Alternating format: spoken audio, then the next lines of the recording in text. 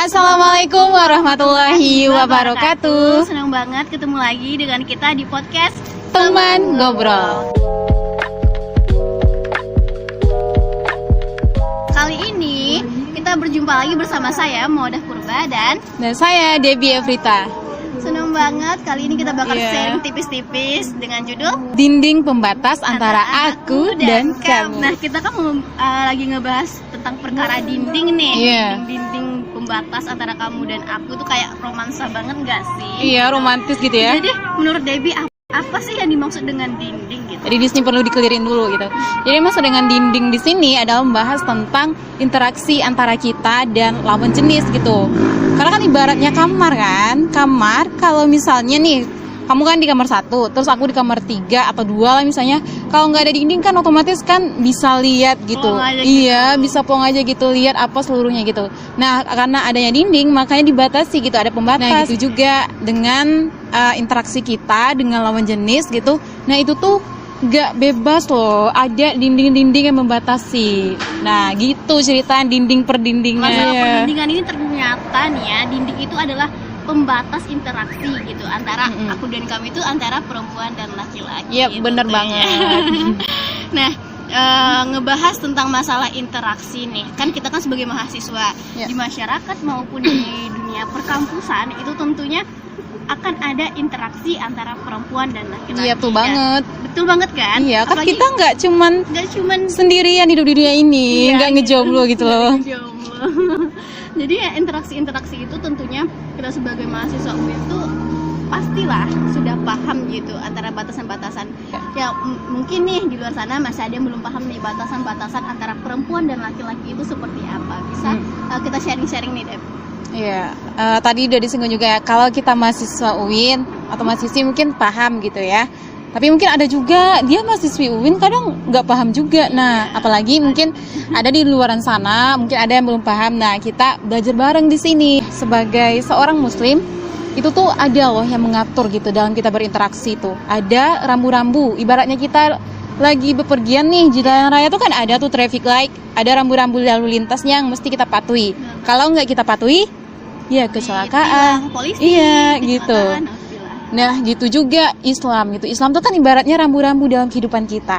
Jadi dia tuh punya setiap rambu-rambu. Kalau kita mau ini ada aturannya. Islam tuh kan sempurna gitu ya. Mungkin juga ngakuin, semua orang juga udah ngakuin bahwa Islam tuh agama yang sempurna. Yang begitu mengatur sampai ke detail terkecil ya kan. Mulai kita dari bangun tidur, dan salah satu bentuk kesempurnaannya tuh adalah dia tuh mengatur pembatasan interaksi antara laki-laki dan perempuan. Walaupun Islam itu ngatur memberikan dinding perdindingan dalam berinteraksi gitu ya, ternyata Islam tuh nggak seketat yang kita kira. Bukan berarti dinding yang pembatas tadi tuh seolah menjadi penjara bagi kita. Iya nggak sih? Iya, kayak misalnya orang mikir nih kayak kita dan teman-teman kita sendiri kadang juga ngerasa kayak, ih kenapa sih nggak dibolehin, itu cuman goncengan doang loh, cuma pacaran doang loh, kenapa sih nggak dibolehin, kayak hak gue itu terbatas di Islam tuh gimana menurut Debbie? Iya, kayak seolah-olah dia tuh memandang Islam itu adalah penjara bagi dia kan, seolah-olah nanti kalau saya nerapin Islam dalam kehidupan saya nggak bisa berkembang dong gitu. Nah, itu tuh enggak gitu.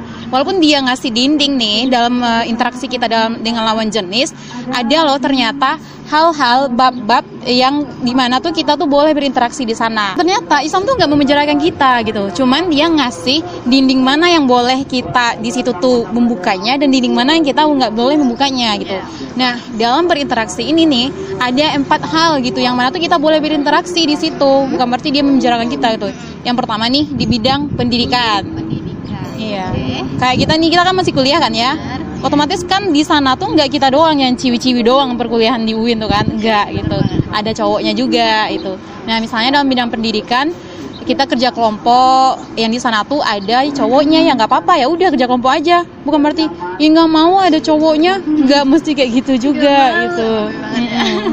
Misalnya di dalam kelas juga misalnya ada laki-lakinya, ya udah nggak apa-apa, itu kan dalam bidang pendidikan. Nah, yang kedua nih dalam bidang kesehatan. Misalnya antar satu masa mulahiran. Mulahiran terus dokternya tuh cowok, kan banyak ya yang dokternya tuh cowok gitu. Terus dengan mentang-mentang cowok bilang nggak mau yang cowok, maunya cewek. Kalau nggak mau cewek aku nggak mau lahiran. Keburu-buru. Iya, keburu Mustidat nggak sih anaknya? Nah kalau ini tuh nggak apa-apa, cowok gitu loh yang dokternya. Dan yang ketiga itu adalah bidang muamalah. Bidang muamalah itu interaksi kita sesama gitu. Misalnya dalam bidang jual beli, kita berjual beli, terus pedagangnya tuh cowok, ya udah nggak apa-apa. Dan yang terakhir tuh adalah bidang peradilan. Nah di peradilan misalnya kita yang cewek ini sebagai seorang saksi, ya udah hadir aja gitu. Oh iya, berarti bisa ditarik benang merahnya nih, asik benang merah. Ada 4 nih guys, yang boleh batasan interaksi oleh perempuan dan laki-laki. Yang pertama itu bidang pendidikan yang kayak kita rasain sekarang nih yang di kampus-kampus. Nah tapi asal ada batasan sesuai syariat yang berlaku. Terus yang kedua bidang kesehatan seperti yang Debbie jelasin tadi. Jangan sampai karena saking susahnya kita nggak mau yang cowok interaksi sama cowok sampai duluan tuh anak, kan nggak lucu ya. Terus yang ketiga itu di bidang muamalah gitu. Terus yang terakhir dari bidang peradilan gitu. Misalnya kita jadi saksi nih kayak tadi bilang tadi, saksi gara-gara kita nggak mau di pengadilan itu cowok ada cowok-cowoknya sampai kita nggak mau jadi saksi, itu kan zalim jatuhnya kan, padahal saksinya kita itu. Padahal kan kita saksi kunci kan, mana tahu kan dengan kesaksian kita itu penjahatnya terungkap gitu loh. Betul banget. Kalau misalnya kita nggak mau itu jadi zolim banget. Iya, zolim banget. Ya, memang benar sih Islam tuh membolehkan dalam 4 hal tadi. Tapi ada juga nih rambu-rambu yang perlu kita perhatikan gitu supaya nggak kecelakaan gitu loh. Nah, rambu yang pertama, kita ketika berinteraksi dengan lawan jenis, kita harus godul basar. Godul basar, menundukkan pandangan nggak? Iya. Jadi kalau lihat cogan jangan jelalatan. Astagfirullah. Matanya melotot gitu ya, pupil matanya langsung berbinar-binar ketika melihat cogan, ngantuknya jadi hilang gitu ya. Jangan gitu. Siapa tuh tunjuk tangan? Mungkin lihat yang pertama rezeki lah ya. Tapi kalau yang kedua udah jangan diterusin. Tundukkan pandanganmu. Godul basar. Ini berlaku buat cewek dan juga cowok gitu. Jadi bukan kan sekarang kan kadang ada yang bilang kami udah jangan menutup aurat, terus kalian yang laki-laki harus menundukkan pandangan gitu. Enggak, di sini itu harus menundukkan pandangan laki-laki dan juga perempuan gitu. Dan juga sekarang kan dunia nggak cuma dunia nyata aja ya, ada dunia virtual. Oke, media jadi sosial. iya, ketika scrolling tuh, nemu cogan nih, nemu cewek cakep gitu ya. Dihentiin, terus diplototin mungkin di zoom berapa kali ya. Sampai kelihatan mungkin tuh pori-pori gitu. Aduh, pori-pori. Iya, yang selanjutnya tuh harus menutup aurat secara sempurna. Kita udah sama-sama tahu lah ya bahwa kita nih ada batasan auratnya gitu. Yang laki-laki dari pusat sampai lutut, terus kita semuanya kecuali muka dan telapak tangan. Dan yang ketiga nih, nggak boleh berikhtilat. Ya. Tahu ikhtilat? Apa ya? Ikhtilat itu kayak mau campur baur nggak? Iya, campur baur 100. Jadi ikhtilat adalah percampur bauran antara laki-laki dan perempuan yang di sana tuh nggak ada uzur syar'inya, nggak ada keperluan syar'inya itu. Misalnya di dunia kampus mungkin kita temui juga gitu ya. Itu cewek cowok misalnya dia makan bareng, nongki bareng, pergi main bareng misalnya. Tapi kan di sana tuh nggak ada uzur syar'inya, nggak ada dalam hal dia pemenuhan yang 4 tadi yang dibolehkan. Nah ini nih no gitu loh. Yang terakhir nih dilarang kholwat. Kholwat itu kalau nggak salah ya, kholwat itu berdua-duaan. Iya, bener lagi. Aduh, pintar banget gue. Ya, kholwat adalah berdua-duaan karena berdua-duaan itu yang ketiga syaitan. Ya, jadi harus hati-hati tuh, nggak boleh berdua-duaan. Yang dikategorikan dengan kholwat tuh, misalnya nih ada cewek cowok, dia tuh mojok gitu. Ketika orang mau gabung sama dia tuh orang harus minta izin dulu. Nah itu dikategorikan dengan kholwat. Kan berdua-duaan laki-laki dan perempuan di tempat yang tertutup gitu loh. Dan juga berdua-duanya juga bisa di tempat yang terbuka. Misalnya berdua-duaan mereka tapi di hutan savana. Siapa yang lihat? Kan nggak ada orang gitu. Walaupun di tempat terbuka tapi itu tetap dikategorikan sebagai kholwat. Oke, selanjutnya kayak mengenai menutup aurat tadi tuh. Kan itu juga kayak termasuk kayak hal yang penting tuh ya untuk kita, apalagi perempuan gitu. Aurat gitu ya, ternyata aurat perempuan ini yang boleh nampak itu hanya muka dan telapak tangan tadi gitu kan. Kan kita kadang mikir nih, apa sih ribet banget pakai jilbab panjang, pakai ini itu pusing pokoknya gitu kan. Tapi ternyata Islam itu mengatur gitu karena itu itu baik untuk kita loh, untuk menjaga kita gitu. Ada satu pepatah pepatah atau apa gitu ya, kata-kata yang pernah aku dengar nih Dep. Andai kata gitu, mata laki-laki itu dipinjamkan ke mata kita perempuan, kita pasti akan menutup aurat dengan baik dan sempurna, saking liarnya mata laki-laki gitu. Iya. Saking kita tuh begitu dijaga sama Allah, begitu dijaga sama agama ini, maka kita tuh jangan langsung netting gitu. Kita tuh dikasih aturan, dikasih batasan-batasan itu untuk menjaga diri kita sendiri loh, teman-teman sekalian. Iya kan? Bukan bentuk pengekangan Islam gitu, enggak gitu, karena kamu itu, kita ini tuh begitu berharga loh guys gitu. Makanya Allah tuh nurunin seperangkat rambu-rambu biar yang berharga tadi itu enggak rusak gitu loh. Betul banget. Ibarat mutiara di bawah lautan nih, nggak sembarangan orang bisa mendapatkannya. Kalaupun orang bisa mendapatkannya, itu harus effort yang lebih, harus butuh cuan yang banyak untuk mendapatkan sebuah mutiara. Kita itu ibarat mutiara di lautan. Iya. Terjaga Terutama dari- bagi perempuan ya. Kita tuh begitu berharga loh gitu. Dan Islam tuh mengangkat derajat kita banget gitu. Salah satunya dengan menjaga interaksi, dengan memberikan rambu-rambu interaksi gitu. Nah, itu tuh nggak lain untuk penjagaan kita terutama tuh perempuan sendiri gitu. Betul banget. Nah, ada beberapa kasus nih, dia kayak kita terlihat kayak paham gitu agama. Agreeable gitu ya, agreeable. Gitu. Terus kayak dia tuh misalnya dia tamatan pondok gitu. Tapi dia nggak menjalankan Quran surat Al-Isra ayat 32 gitu. Gimana nih menurut Debbie? Iya, banyak kali ya kita temukan dia hafizah, tapi kok masih pacaran gitu. Nah, pacarannya pacaran syar'i pula nih. Masya Allah, ada nggak? Iya, ada katanya pacaran syar'i ya, yang adanya tahajud calling. Aduh. Kalau dia orang jumpanya malamingan, dia jumpanya malam Jumat. Baca Al-Kahfi bareng, Masya Allah. Nah gitu, jadi kok bisa sih ya, ada di satu sisi dia paham agama, tapi di satu sisi kok dia nggak paham bab-bab yang seharusnya dia tuh udah tahu gitu, interaksi antara laki-laki dan perempuan tuh gitu. Mungkin dia udah tahu, cuma belum menerapin, kok bisa ada kayak gitu gitu.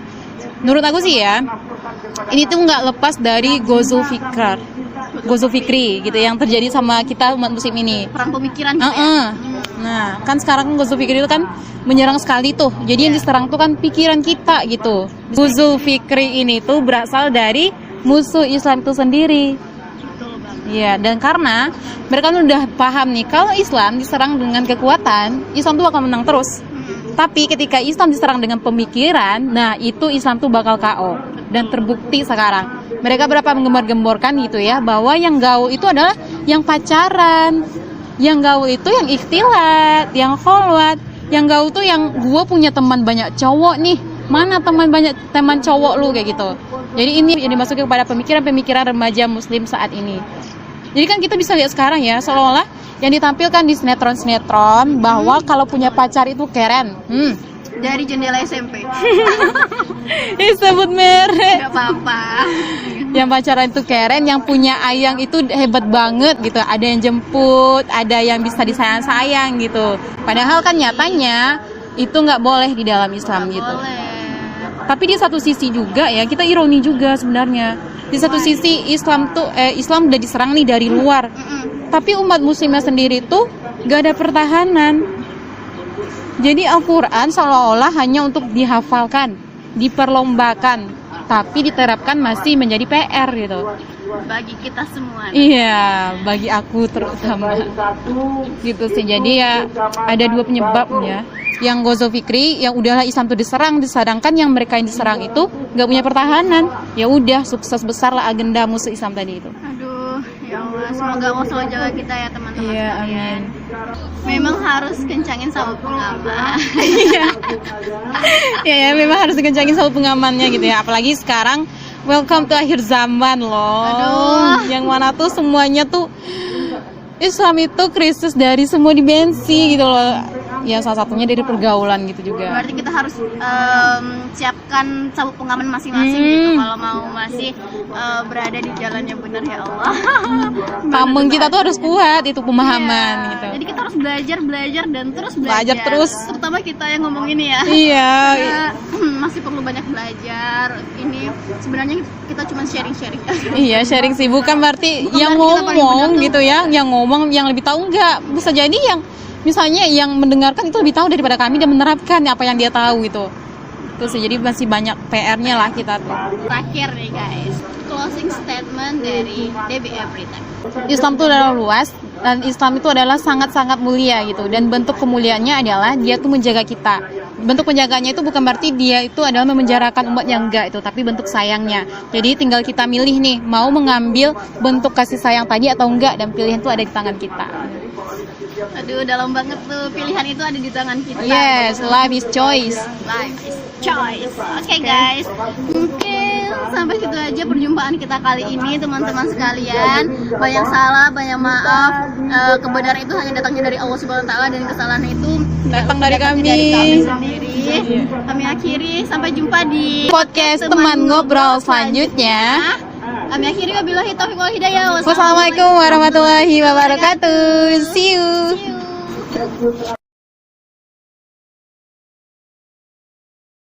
Nah, kali ini kita bakal cari kalau semua mendapatkan pesawat.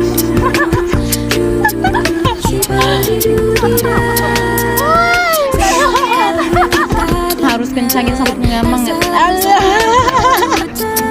Banyak tuh sharing-sharing kita, udah hampir berapa ya. Oke.